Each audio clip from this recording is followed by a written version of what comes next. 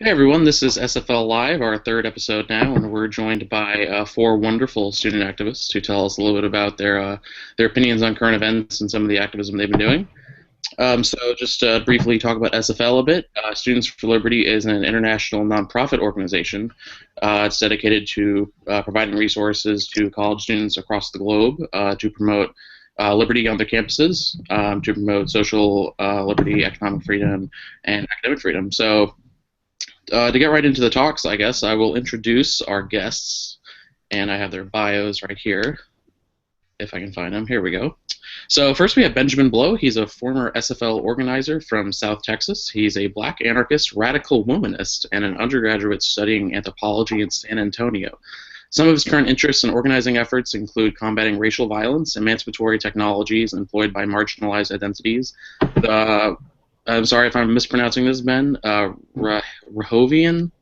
Uh, Sorry, if you want to unmute yourself and correct me. Rojavin.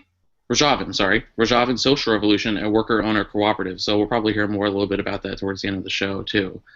We also have Taylor Savala, who is a political science student at Texas State University, where they work for their school's local radio station.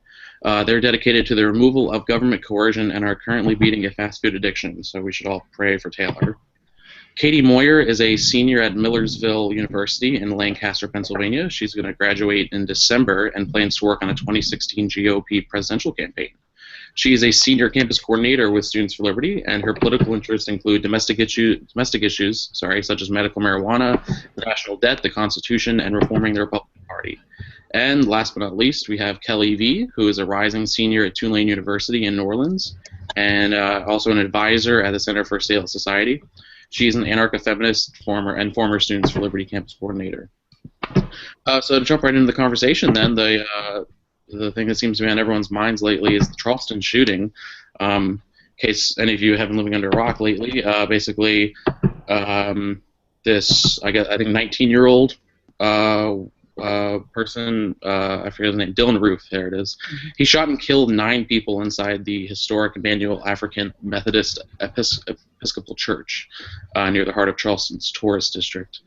And a lot of different conversations have been spiraling out of this here. There's a lot of clamoring for gun control. The conversations entwined here with a lot of the calls to remove Confederate flag and other symbols from the Confederacy from public buildings in the South because of some pictures of him with the Confederate flag that were found after the shooting. So I guess I'll just open it up for discussion on whatever angle you all want to take on this. Ben, do you want to maybe go ahead and tell us what you think about this whole Charleston shooting mess?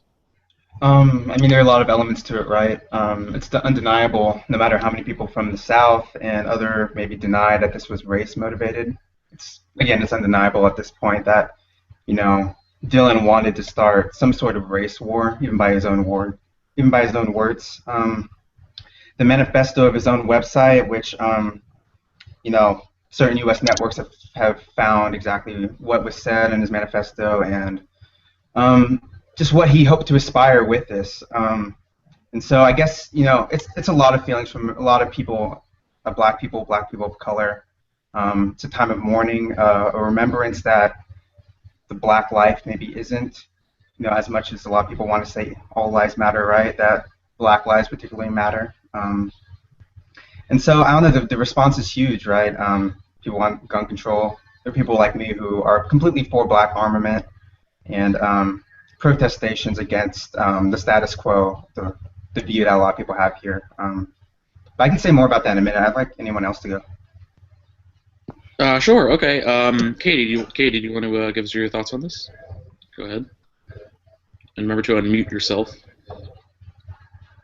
Well, I think that the really interesting thing about this situation is that the people of Charleston are doing exactly the opposite of what he wanted to have happen. I see a lot of reports of people coming together.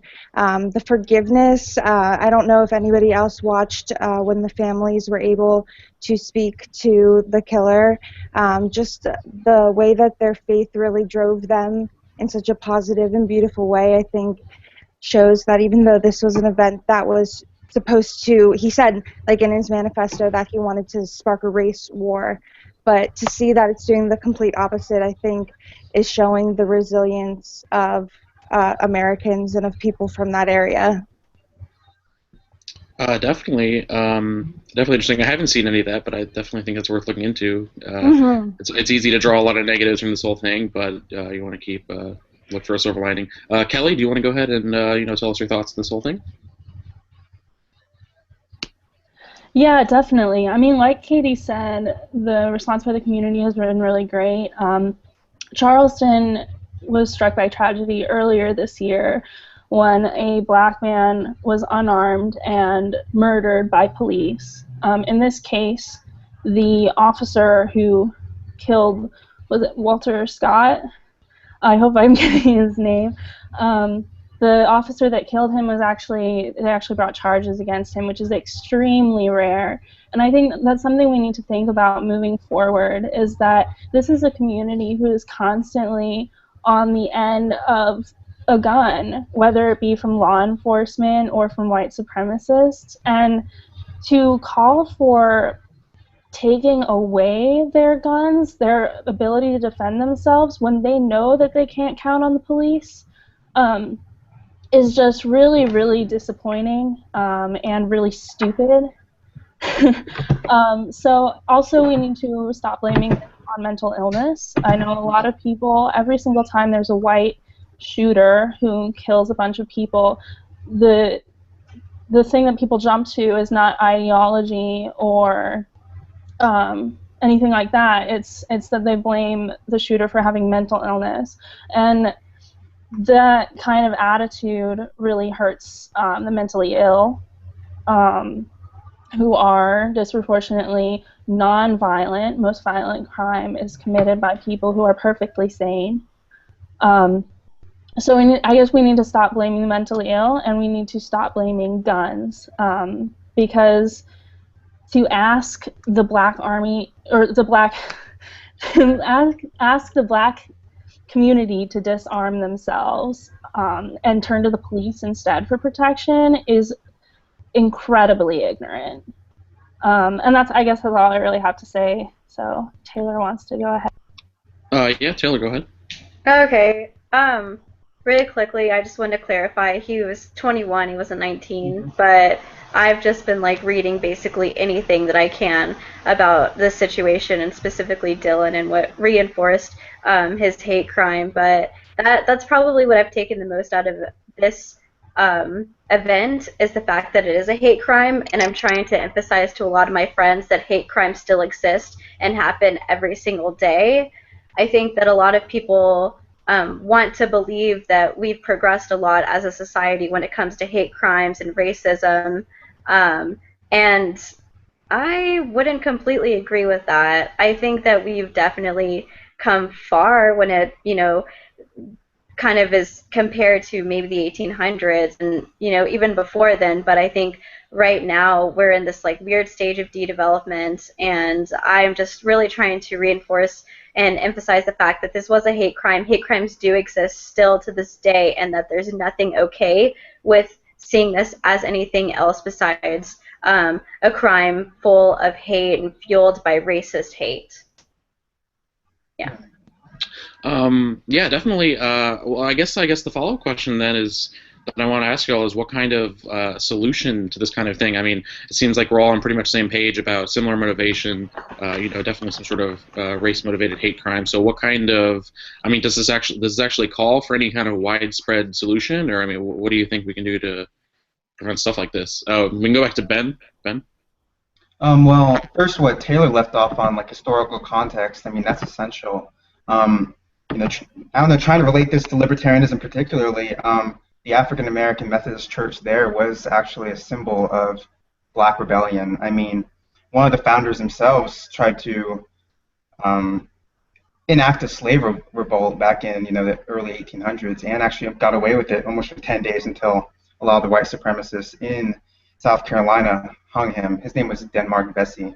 But just that church as a symbol of black, intolerance towards white terrorism or white supremacy, it's a symbol for that, and that should be a little bit stressed more. As for solutions, you get into the conversation of maybe nonviolence versus self-defense, but I don't know. I think Again, it's still a time for mourning, but kind of being out about your radicalism and coming and making things like networks like the Huey P. Newton Gun Club, um, black people arming themselves, people of color arming themselves. This is one solution that doesn't really enact so much government legislation or the state. That's my opinion. Definitely. That's interesting about the church. I didn't know that. I definitely want to read more about that.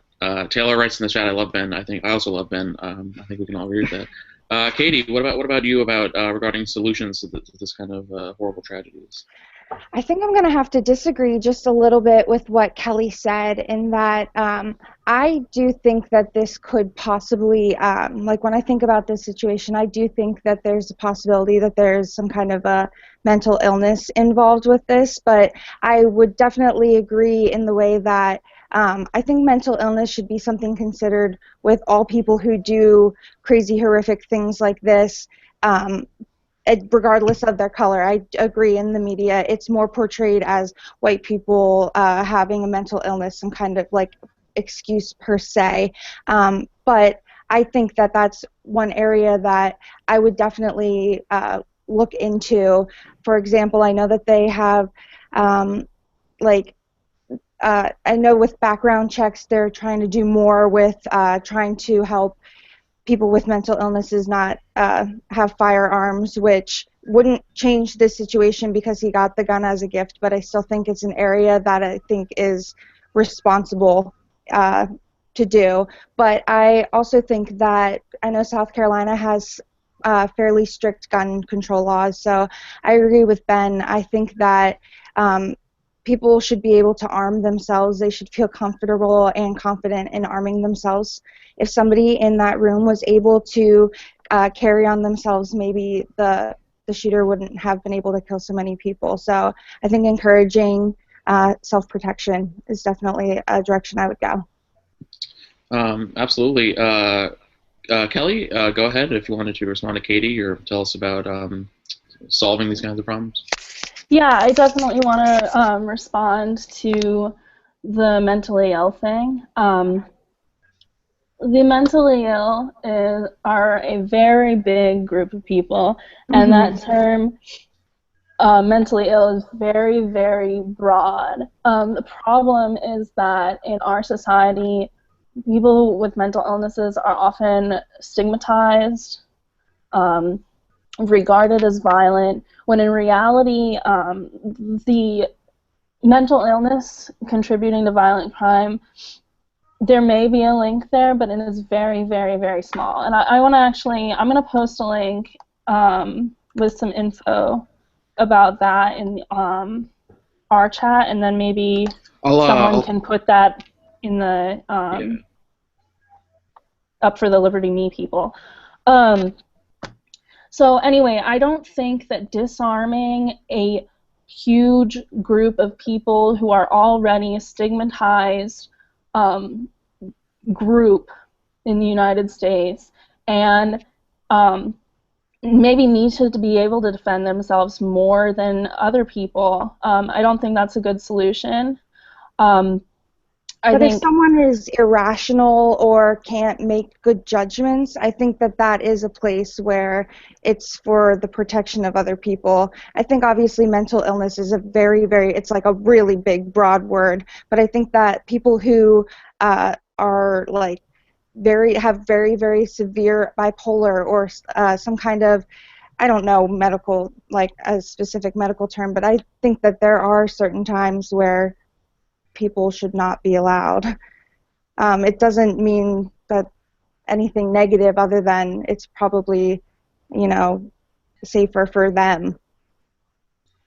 Again, I have to disagree. I mean, I think that there's always going to be a risk with guns no matter whose hands you put them in. But to try to deny, I don't know, shift the focus from race or from individual hatred or from, you know, this kind of cultural and historical background here and shift it towards mental illness, which is what always happens when there's a mass shooting, is just adds to the stigma of being mentally ill. And people who are mentally ill still own themselves. Mm-hmm. They are still people. They're They not just irrational beings, I yeah, think is what Kelly's they trying to still emphasize. For they sure. still deserve to be able to defend themselves. I'm bipolar. I should be able to buy a gun. Right. Okay. That's I think basically- also a clarification on what Katie said is the gun that he was given on his 21st birthday was also, it hasn't been clarified whether or not that was the same gun that he used in the shooting, but he did pass a background check for purchasing another gun. But there hasn't been a clarification for which gun was actually used in the shooting. That's true. That's Mm. true. Yeah. Well, I guess, Kelly, let's agree to disagree, because I think that there are definitely 100% circumstances where people should not be allowed because they are a harm to themselves or they're a harm to other people. So I guess we can just agree to disagree. I guess we'll have to leave it at that for All now. right, But if you want to, Facebook message me later, we can talk about it. Definitely a good way to end that segment, I think. Friendly disagreement, of course. I mean, the conversation goes on. Taylor, do you want to maybe have any last comments there? I know you commented there, but I wanted to get to you about the solutions thing. Oh, I mean, first of all, I completely agree with Ben that, there's no like government law that can pass that can ban racism for existing, right? Like this is completely an issue within the mindset of people in society thinking that this form of racism is okay or that any form of racism is okay. And not just racism, but hate crimes, committing some horrible act against somebody because you hate them for their gender, for their sexual orientation, for their race, anything that falls under that umbrella. But with solutions, I mean, I am not the kind of person that would be able to come up with a solution to this besides just emphasizing with any person I can, word of mouth, that, this is not an okay mindset to have when approaching life and that this is never something that should be considered acceptable. And I don't think that shaming individuals is the proper way to promote this kind of word of mouth, right? I don't think that shame is something that causes positive reinforcement, but at the same time, it's really difficult. It's like a double-edged sword, right? Because you want to shame an individual for feeling this way, feeling this kind of hate and this kind of reinforcement of this hate, but at the same time, you don't understand the factors behind why that person feels that way. I got in like a huge argument with my uncle the other day. My entire family is incredibly liberal, besides my uncle, who's this like hardcore farmer. And the big issue is a disagreement between my cousin and I because he doesn't think that it's acceptable for my uncle to think this way because that was the way that he was born. And I just was trying to say, look, we just shouldn't be having this argument over dinner because this isn't the time, nor is it the place, nor is this argument going to change the way that he feels. So, I mean, I feel like there's a lot of different factors when you're dealing with an issue like this, and I wish that I had a single-fold solution. I wish that there was something easier that I could do, but at this point in time, I feel like it just comes down to the individual reinforcing the fact that this isn't okay, it's not acceptable, and working from there, like honest to God.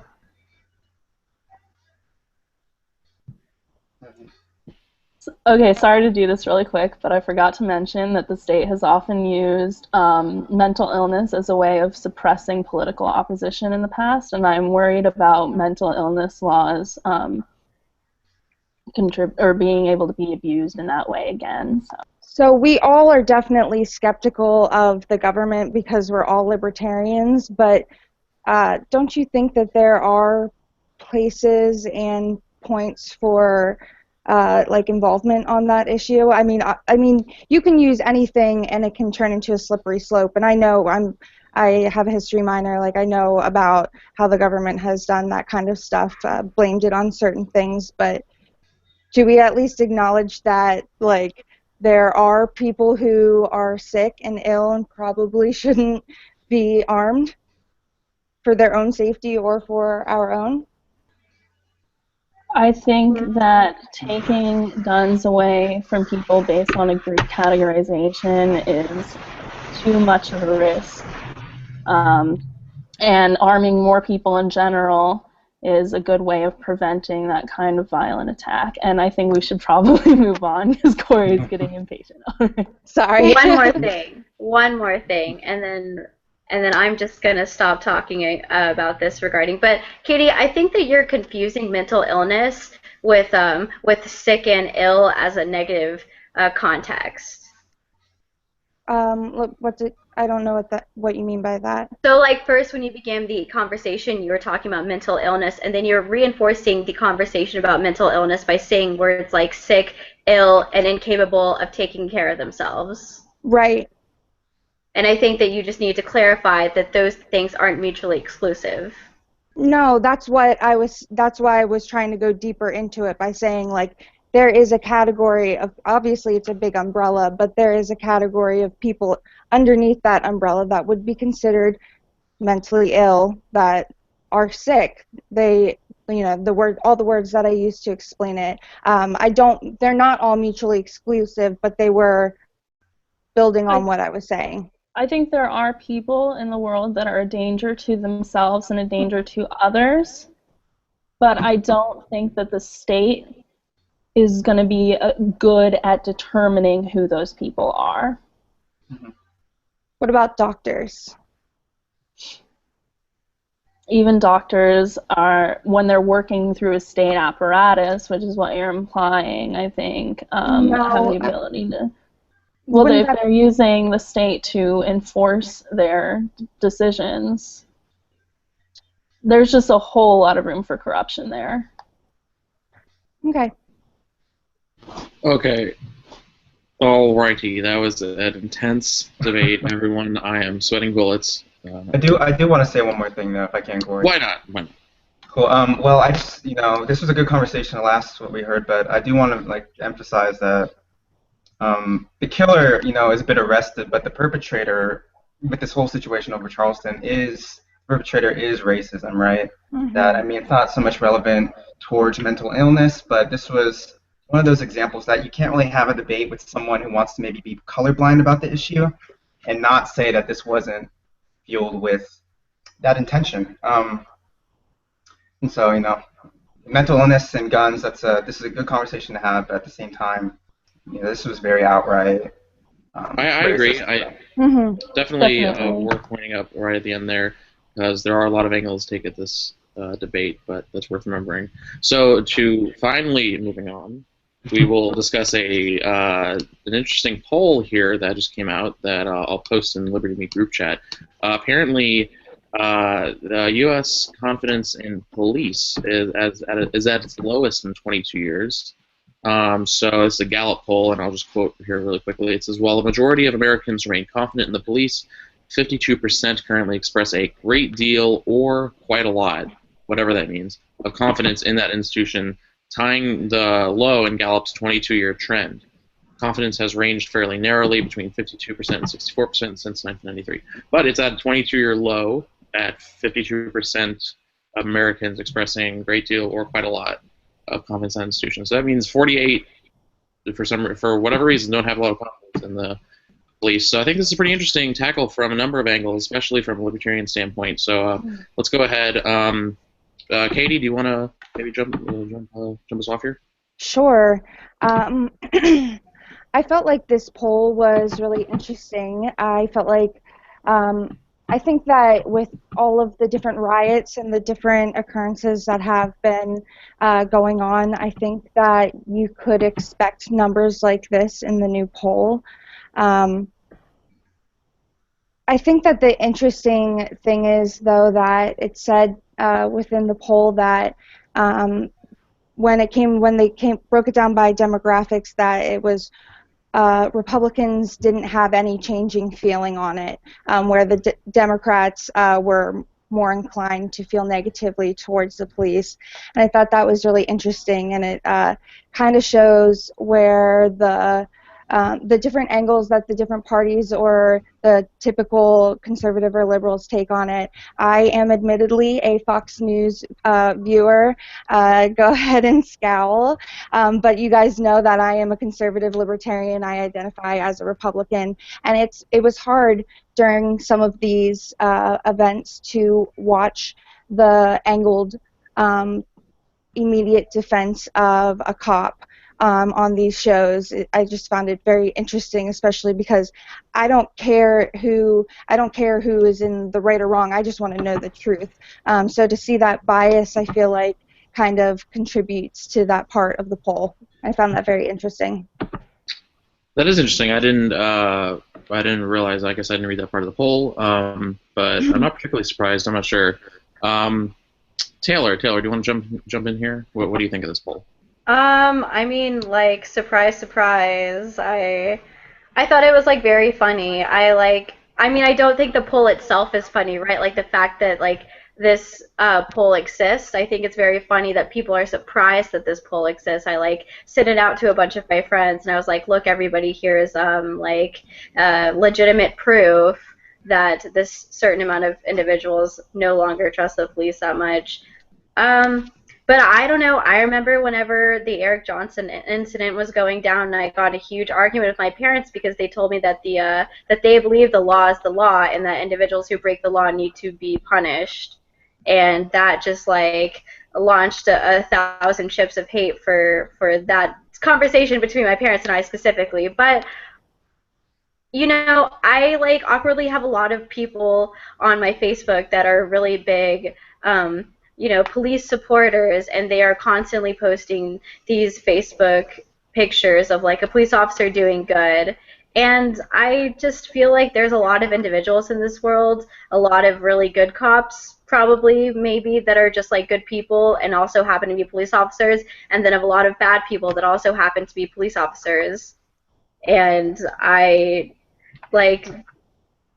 just don't really have anything else to say besides that. I think that individuality exists, and I don't know. I think that I won't ever try to be incredibly horrible to a police officer, even though I ideologically disagree with them, unless they try to fuck with me, and then I will lose it. Yeah.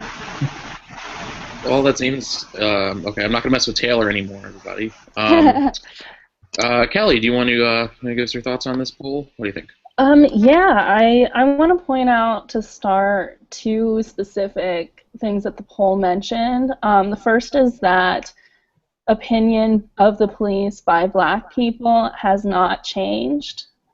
The Black community in general has had to deal with this shit. Whether or not white America paid attention, they've been dealing with it for a long time.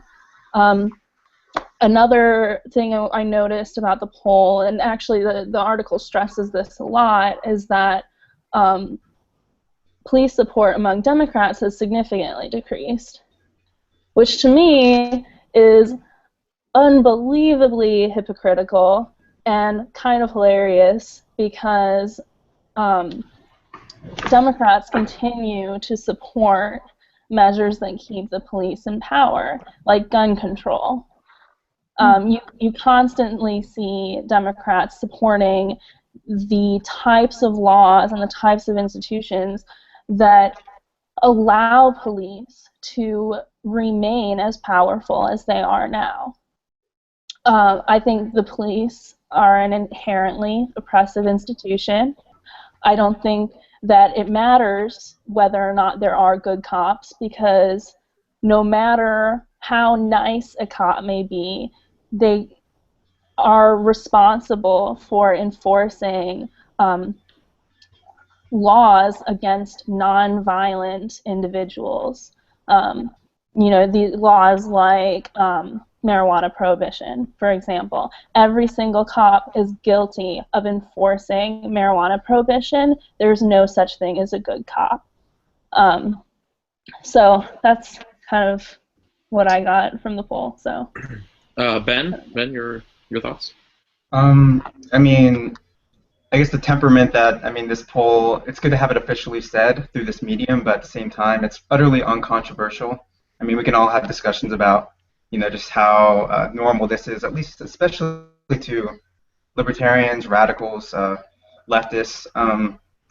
But it's cool to see it said. It kind of reminds me of when white America or people like Tim Wise or Jon Stewart, especially with the last few days, kind of say on their shows what Black people have been saying like forever about cops. I mean, this is controversial, right? But the police institution came out of 18th century notions of harassing working class people. Not so much the people who the state is kind of obedient towards, white heterosexual males and those closest to them. So I mean, it's cool to have more evidence towards this obviously very real reality. But I don't know. It's good to just have more conversations about um, less confidence in cops. Definitely. That's how I think this is just a really interesting poll, and I mean, it shocked me in that, I mean, if I tend to think or at least I live in somewhat of a libertarian bubble, and then I see polls like this that say 48, there's a 22-year low in confidence in the police, which it's just something I wouldn't expect. I'm not sure. So I guess though everyone said their part, so we'll move on here. The next thing I want to talk about, a little different here, is Rand Paul's flat tax proposal. I'm going to go ahead and post the link in the chat, but just briefly, I'll post it in the chat so y'all can read the specifics if you missed it. The plan is basically he's proposing businesses and individual Americans pay a federal flat tax of 14.5% in a plan that would cut the government's tax revenue by more than $2 trillion over 10 years. So what do y'all think of this? I mean, libertarians tend to have really specific views on, what kind of taxes are good, if any. So Taylor, do you want to give us your thoughts on Rand's flat tax proposal? Not really. I mean, honestly, everything that Rand Paul does just makes me laugh. Like, do you not all laugh? No, I'm a big Rand Paul supporter. Okay, all right, then Katie, what do you think? I mean, you're obviously probably very ecstatic about this kind of tax thing, so maybe tell us what do you think? Well, I read a CNN article, the one that you sent us, about the tax, and I think that the simplification. I don't know. I came to the Liberty movement about a year and a half ago, and so I have been learning my things by what I'm most interested in at the moment, and economics isn't the area that I'm most into. But I think that it's a really great idea to wipe clean and start over. I think that's something that is, I support it because I think that it's something that is really easy for Americans to understand, which makes him electable, which is one of the things that I'm passionate about. I want to get him elected because I feel like he's the best candidate. But I think that breaking it down and starting over could really give us potential, because even if that's not the right way to, like the 14.5%, it at least opens up a dialogue and that we can have this conversation, because it feels like our taxes are just getting more and more complicated and we need to move somewhere from there. No, definitely. I definitely think there is something to be said. I mean, it seems far better than any proposal I've seen, even if it's not my ideal. Benjamin, do you want to tell us a bit, and then Kelly? Sure. Yeah. First off, maybe Katie could say a bit more. I'm really not familiar with it at all. I got a minute to look at it, but initially I began thinking that I did see a moment through Vox.com that they had analysis on it, but that the main beneficiaries are the rich, and I kind of stick to that claim when I think of maybe Herman Cain's 999 plan. A lot of the Republicans that come out saying that, a lot of these tax plans that they have will fix a lot of things, but at the end of the day, I mean, when I'm reverting back to thinking about last election or the one before that, that a lot of those plans had, the top political elite in their best interest. And so, again, I may have to put that Vox.com article in the link in the chat, but I'm kind of sticking to that notion, even if I'm naive again. I didn't look at too much of the specifics of Rand Paul's plan. So. Right. Yeah, me neither. I kind of have a cursory understanding, but I'm definitely gaining from listening to you all. Kelly, what do you think of this? Well, as far as plans for taxation go, I think it's really solid. One thing that I think is really great is that the first $50,000 of income for a family of four would not be taxed. Whereas currently, I don't think that's the case. The way taxation works currently is that it's all done by brackets. If you earn a certain range of income, you're taxed at a certain percentage. The richest Americans are paying about 40% in income tax. The poorest are paying 10%. So to change it to 14.5 is a massive tax reduction for most Americans. The only bracket that's higher than is the smallest earning income bracket, and I'm assuming that they will not be paying taxes because the first $50,000 is tax-free.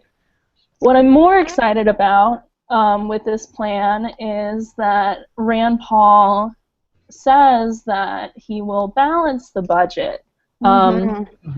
So if he could do that effectively, that would mean massive, massive spending cuts across the board. I don't know where that's going to come from. I personally hope it's our entire military budget. But I honestly think that it's a little lofty. I don't really see it going through Congress very successfully, but we'll see what happens. Honestly, I think politics are really ineffective, but it would be nice if I didn't have to pay as many taxes and if we cut our entire military. So I'm behind it.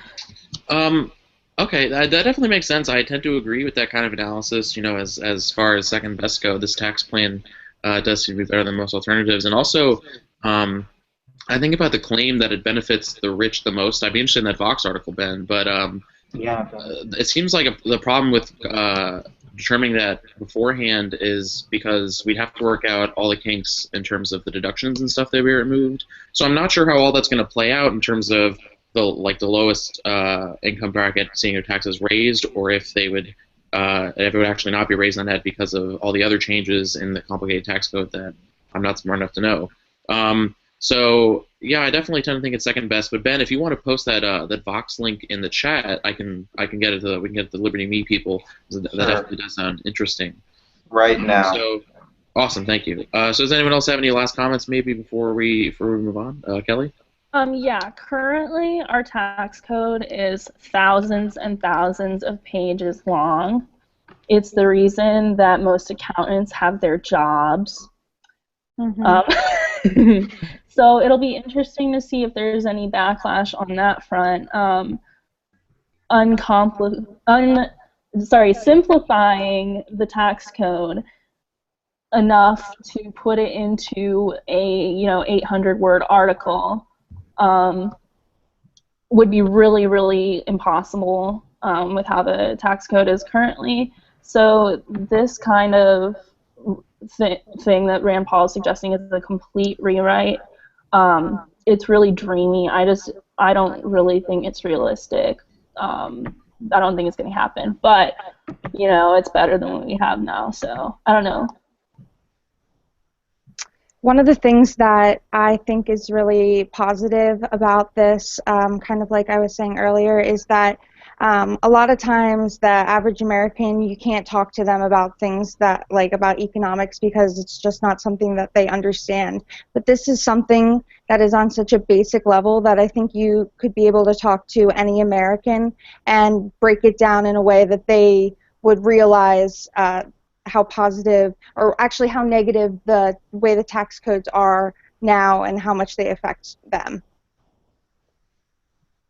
Definitely, that's definitely a good point I hadn't considered, kind of in terms of communicating our ideas. It's hard to believe that so many millions of Americans were duped into supporting this bizarre tax code that they don't even understand themselves. I don't really know how that happened. But I guess we'll move on. Then we have our final topic today, which is kind of in the libertarian blogosphere a couple weeks ago. I think last week there were still some articles going up. There's been kind of an ongoing debate about women in libertarianism and why there are the amount that there are and why there maybe aren't enough, or how there could be more, or I'm not really sure everyone's just taking different angles on it, just exactly what this is. But I'm really interested in this panel's thoughts. Taylor, do you want to maybe go ahead first and tell us what you think of this whole debacle about women and libertarianism? Well, obviously there's the elephant in the room, the term creepertarian. I mean, I remember joining my local YL chapter, and I would go into the room, and I would never think anything of, the individuals in the room themselves. I always specifically was like, oh, these are people that I think generally alike with. And then somebody pointed out to me that the majority of the individuals were white males in the room. And I looked around, I realized that was kind of true. And then somebody said the word creepertarian. And that was around the time I started to see things a little differently.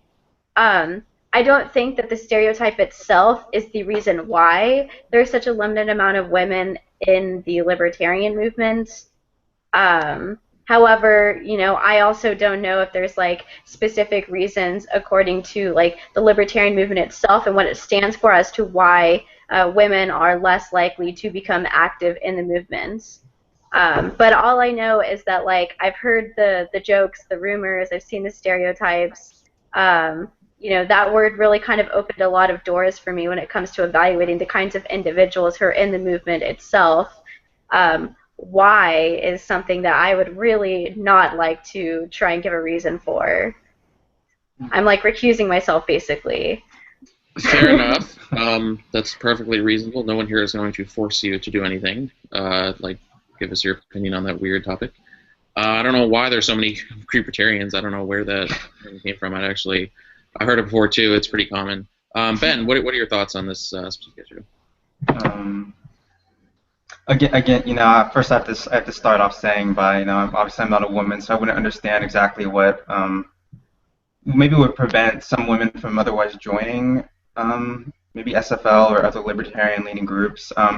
But I can think of it, as a black male, that there are a lot of pressures that come with and intimidations upon coming into a room, maybe that a lot of people just don't look like you.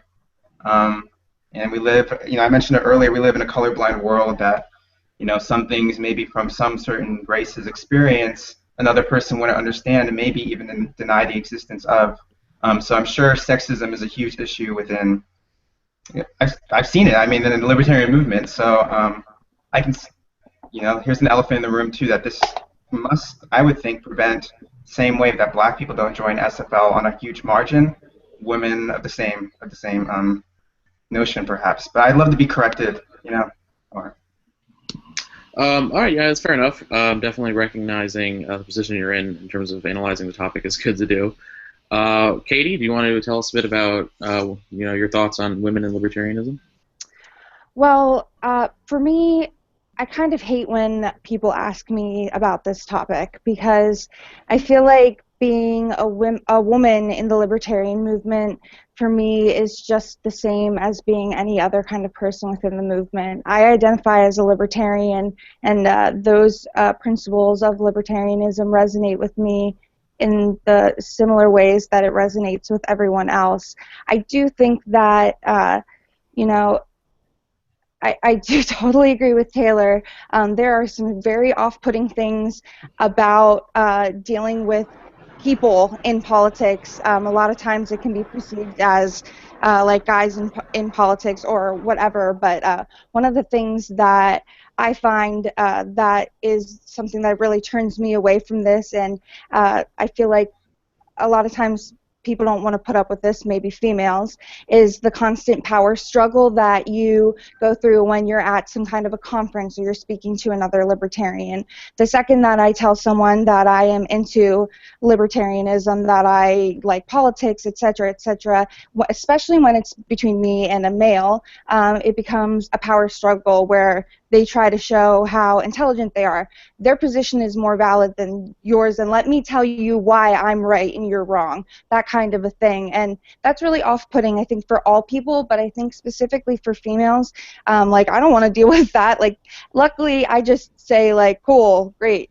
I hope you feel super strong and dominant, but I think that's something that turns people away, is that it it can be a power struggle, especially when a lot of the people who, let's face it, we're all, as libertarians, we're all weird people, and there are a lot of us that have poor social skills, and so sometimes there can just be very off-putting moments being a female, and I'm sure you have the same kind of moments as a male. For me, I don't like it being like pointed out that I'm a female libertarian. Like, I'm a libertarian. I want to be equal with everyone. Sure, definitely. I'd lie if I didn't know what you're talking about in terms of internal struggle within, organizations and stuff. That's definitely a good point worth remembering.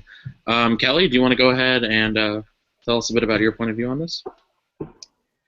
Yeah, I have a lot to say about this topic, but I'll try to keep it concise. I think the biggest problem with libertarians, and actually it's not just libertarians, it's any political movement. Almost every political movement is dominated by white males. Almost every, like, I can't think of a political movement that isn't, unless it's an issue-specific movement.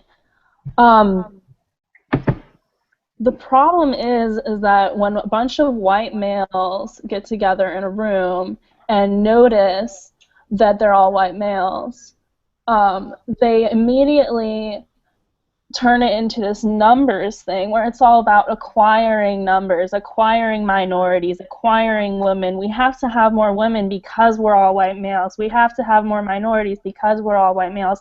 It's not because we care about women's voices or minorities' voices. It's not because we care about what they might have to say or their unique life experience. It's because we want to have more numbers. And I know that that's been my experience wholeheartedly in the libertarian movement, is almost always when I'm approached as a woman, it's because someone is more interested in having me for demographics reasons than having like my individual voice in the movement. And no one's actually genuinely interested in my experience or what I have to say or why libertarianism affects me and how it affects me. They're more interested in being able to say that I'm in their group. I think when we approach issues like this, when we're addressing problems of not having enough women or enough minorities, we need to focus on listening, not on mansplaining and like telling people why libertarianism is good for them, but genuinely listening to their concerns, listening to where they come from. They might not have the same life experiences as us because they're not white men. And just genuinely being interested in what those people have to say, and then saying, well, that's awesome that that's your experience and that that's what you care about. Let me tell you why liberty is as amazing for me as it could be for you. And can you tell me why you maybe don't see libertarianism as awesomely as I do? So I guess that's my biggest thing, is that we treat it like a numbers thing more than actually listening to people and valuing people for themselves.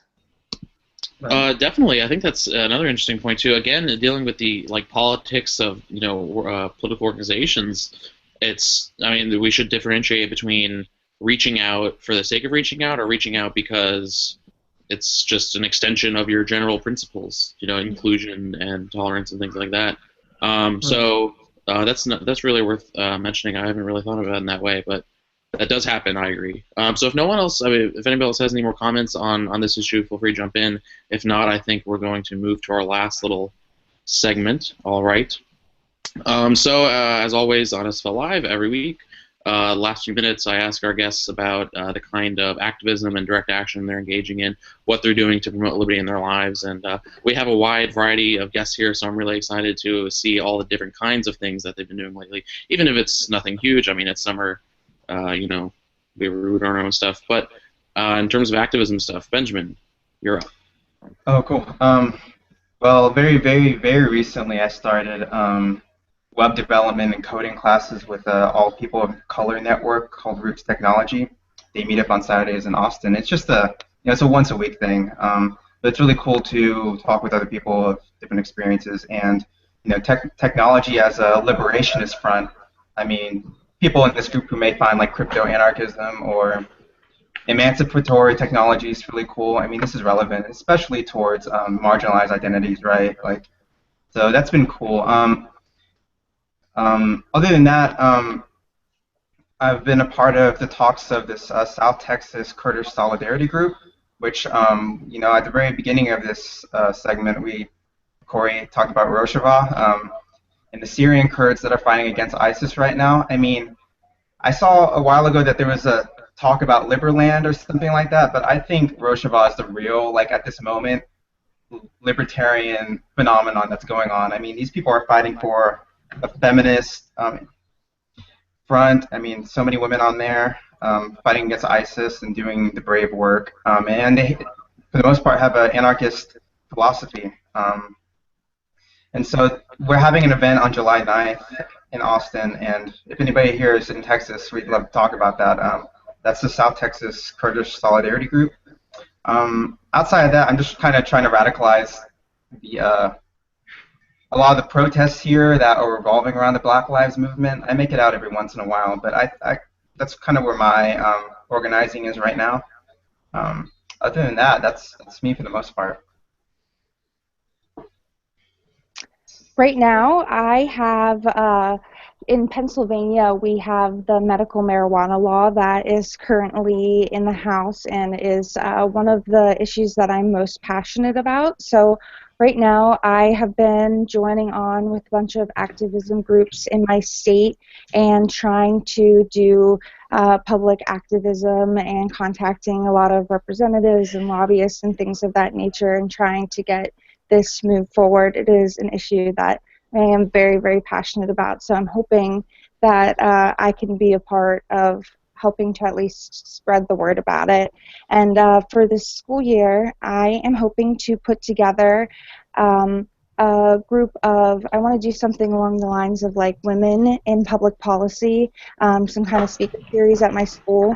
So I'd like to get a female lobbyist, legislative aide, a public official, someone from a think tank, something like that, and bring them in to encourage women to get into this field and like the ins and outs of working in public policy. Okay, it's me next. I am not really doing that much activism at the moment. I'm a former campus coordinator, so I won't be returning to SFL next year because I have to focus on my school work. But I still write, so I write at C4SS, Center for Stateless Society. I try to write a couple times a month.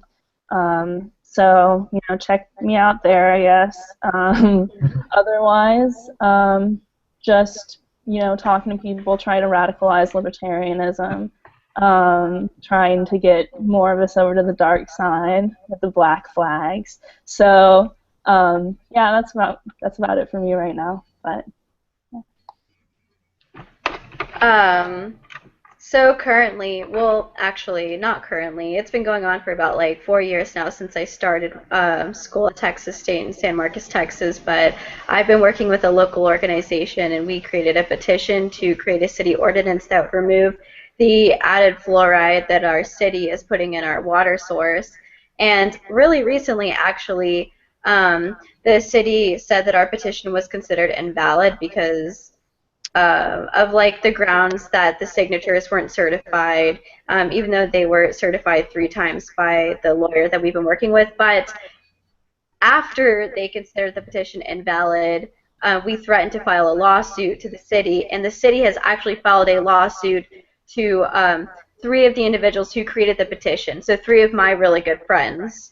So that is what I've been dealing with. It is just fucking crazy.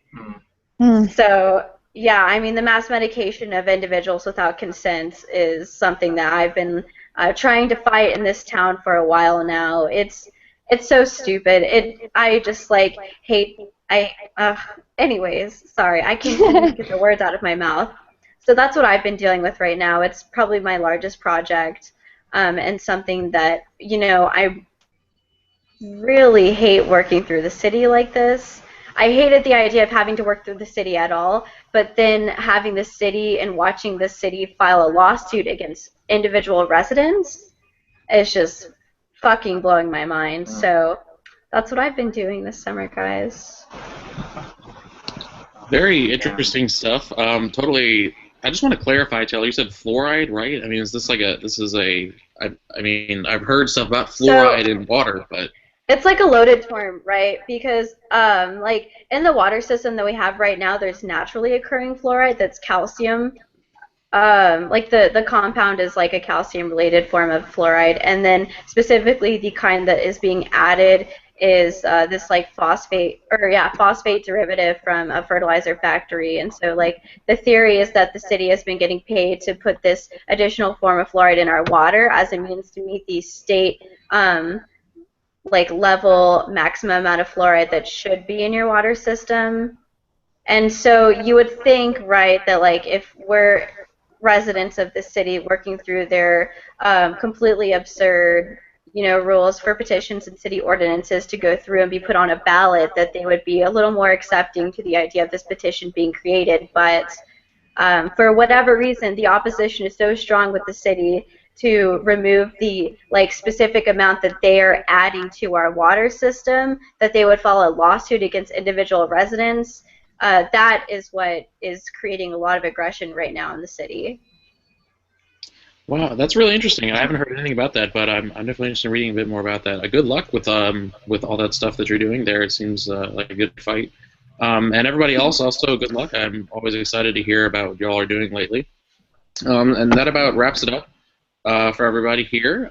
From me and Taylor and Kelly and Katie and Benjamin. Thank you all for joining us. Feel free to come back on SFL Live anytime you want. Your input is definitely appreciated. So thank you, Liberty.me Live audience, for watching us, and everybody who watches us on the recorded version. So thanks a lot, and see you again in 2 weeks. So take care, everybody.